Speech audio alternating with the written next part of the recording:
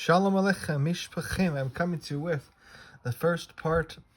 We're going to begin this book, the Sefer, Crossing the Narrow Bridge. This is Rabbi Nachman Sefer, Breslaver Sefer. So let us begin. First chapter is simplicity. We're not going to finish this chapter in this video. We're going to read up until the next title, which I believe is Torah and Mitzvot. All right, let us begin. Someone once asked Rabbi Nachman, when I'm praying and I mentioned Shem's holy name, what profound thoughts, what deep intentions should I have in mind? Isn't the simple meaning God enough for you? The Rebbe answered. Anyone familiar with Rabbi Nachman's teachings knows that in this exchange, the Rebbe was talking about his favorite topic in serving God. For the Rebbe, serving God encompasses all aspects of life, bar none. This being the case, one would have expected Rabbi Nachman's answer to his follower to have been a long, complex explanation of God's greatness, his strength, his awesomeness, his omnipotence, yet the Rebbe's answer was anything but that. Actually, his answer was ultimately simple. What should his chassid have in mind? God, no more, no less. Life can be simple. It can be complicated. It depends on what we make of it. Rabbi Nachman's advice, keep life simple. It's up to us. Whereas the follower assumed that one needs many complex thoughts and intricate intentions, the Rebbe exhorted otherwise. There is just one necessary path: simplicity. With simplicity, we have the freedom to accomplish far more than we can imagine, far more than we would dare to hope. What is simplicity? Ironically, simplicity is neither easy to attain nor is it effortless to define. Reb Nosson himself tells us simplicity in itself is a very deep and extremely difficult concept to understand.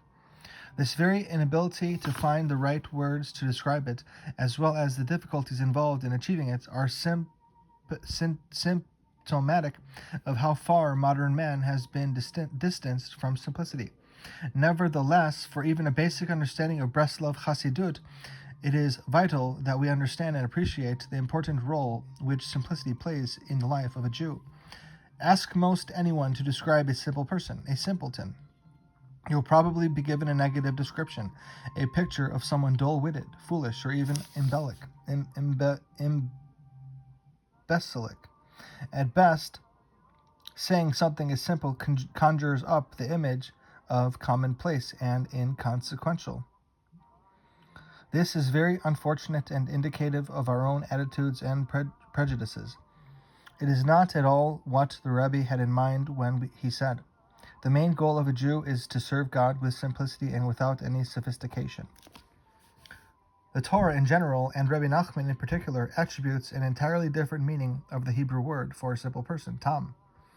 Rather than being simple-minded and lacking in intelligence, the simpleton is someone who is unassuming, sincere, straightforward. He is without guile and shuns twisted reasoning. As for the word simple, it implies wholeness and singularity, and even unity. Simplicity suggests freedom from mixture and convolutions, and denotes something pure and unadulterated.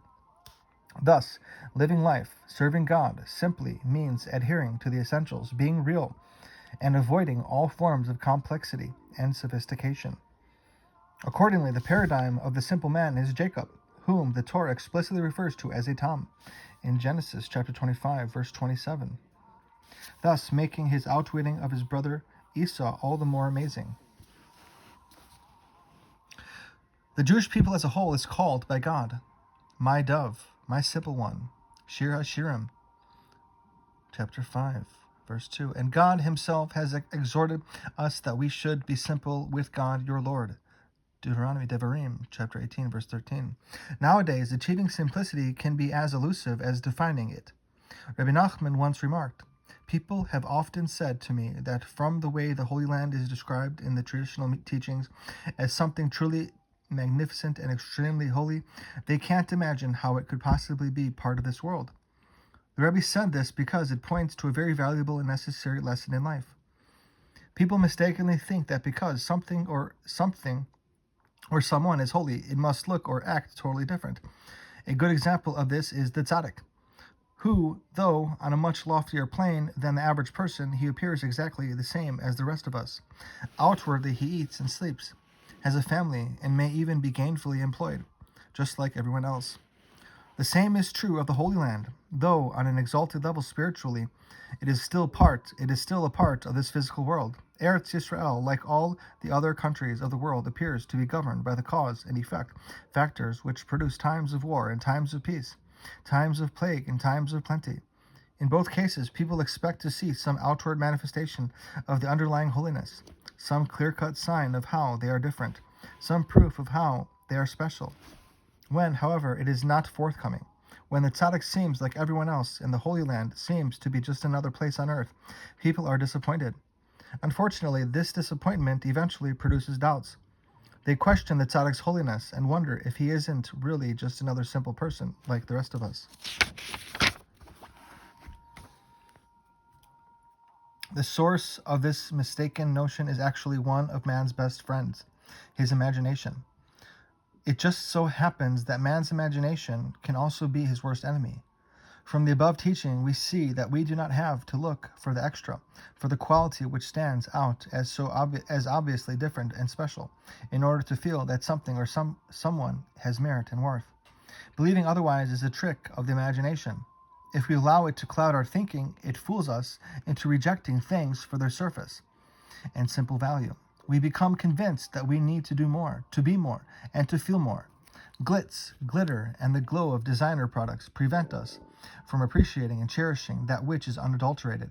As a result, all too often, we let our imaginations dominate our perspective of reality. We follow it as it leads us away from the genuine and the sincere, away from the straightforward and the simple truth. Once Rabbi Nachman gave a lesson about the greatness of the Holy Land. To be a Jew means to rise time and again, to be forever reaching to ever greater levels.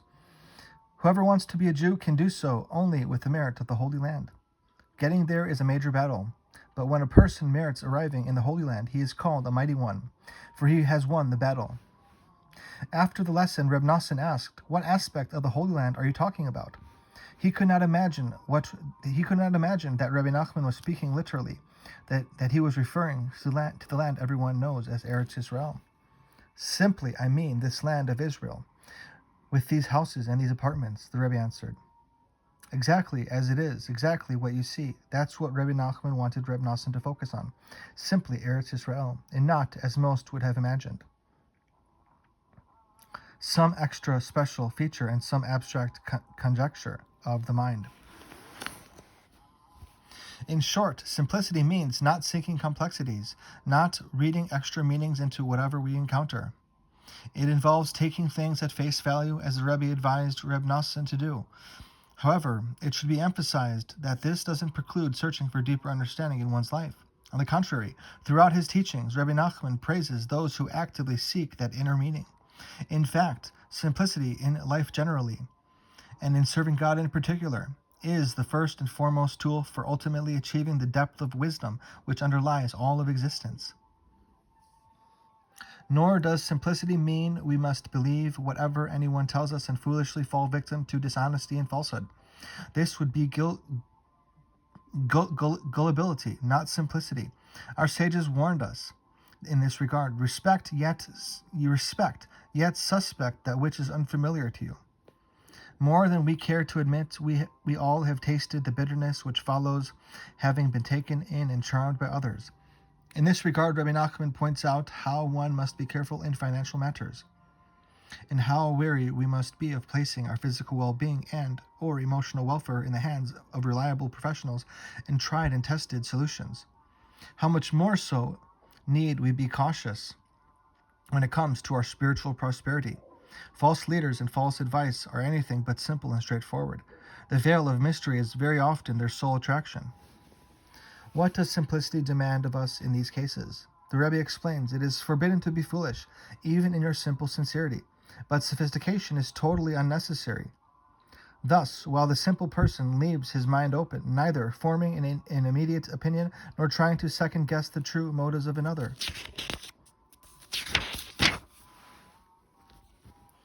he also will not gullibly subscribe to the latest advice, technique, trend, or fad that comes his way. And although by taking things at face value, he may well open himself up to dubious and possibly even harmful influences, Reb Nosson quotes a proverb of King Solomon: "He that follows the simple path goes securely." Surely Reb Nosson insists such a person will never stumble. And even if he does err, even if he does inadvertently transgress one of God's commands, he will undoubtedly repent and remain firm in his devotions, secure in the knowledge that there is a process in heaven through which all is set right. Or, as King David said, God protects the foolish. During one of his conversations, Rabbi Nachman also pointed to a proverb of the wisest of all men: "A fool believes all things." It's good to be such a fool. The Rebbe said, "This is because while you will believe in that which is false and foolish, you will also believe the truth. In this, you are better off than the person who is sophisticated and skeptical of everything. He begins by ridiculing foolishness and falsehood, but eventually ends up ridiculing everything, denying even the truth. The rule, therefore, is accept but be careful. To paraphrase my Rosh Yeshiva, it is a pleasure dealing with people. They are trustworthy, they are honest, they are decent people, but remember to count your change." Another aspect of simplicity is illustrated by the following story. "What is the nature of free will?" someone asked Rabbi Nachman. "Simple." The Rebbe answered, "If you want, you do. If you don't want, you don't do." Reb Nosson adds, "I recorded this because it makes a very important point. Many people are confused. They see themselves caught up in their habits and helpless to change their ways. They feel that they no longer have the power of free choice. It's just not so. Everyone has free will to do or not to do as he chooses. Understand this. Most people think of themselves as creatures of habit. Their response in any given situation is predictable. The Rebbe taught that we need not be slaves to impulse and conditioning. We can respond differently. We can exercise discipline. This is true of thoughts, speech, and deeds. Rabbi Nachman likened this self-control to a rider on a horse that has gone astray. All he has to do is grab hold of the reins to return it to the path. As long as we keep the simple life, we can maintain control over many facets of our lives. Reb Nosson expands this idea and shows how it applies in the service of God. A person's mind is constantly moving from thought to thought. Even so, it is impossible for two thoughts to occupy the mind at once. We know that evil thoughts must be rejected. However, there are times when good thoughts must also be rejected. It is well known that people have a tendency to become absorbed in their own train of thought, acknowledging only their own perspective of things. This can prove self-deceptive and misleading. Sometimes a person's goals and desire for holiness are beyond his capabilities. Therefore, he must control himself. He must limit his yearnings and fulfill simply whatever service to God he is capable of at that moment. Then he must cry out to God for guidance by praying that he be led on the proper path for his level, and by serving God with simplicity and joy.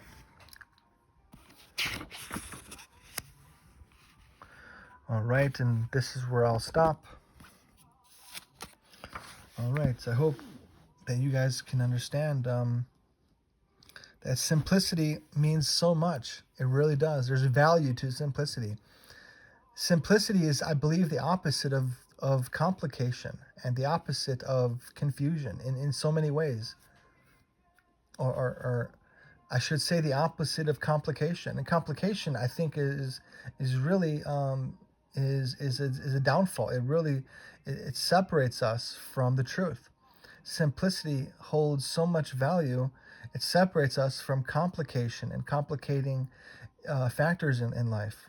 So, especially in knowing God and being a true servant of God. All right, simplicity is wonderful, as I just read. Laila Tov.